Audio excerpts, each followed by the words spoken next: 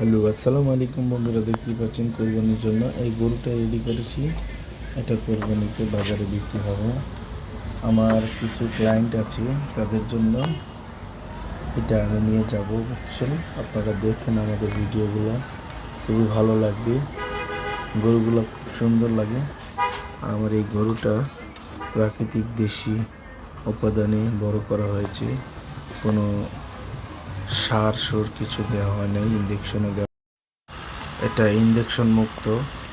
অনেক সুন্দর গরুটা, প্রাকৃতিকভাবে বড় হয়েছে।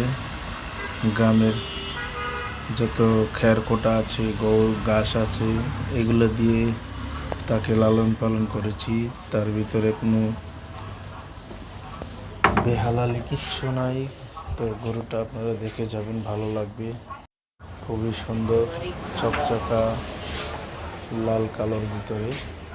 খুবই ভালো লাগছে গরুটা, আপনারা দেখে যাবেন বন্ধুরা।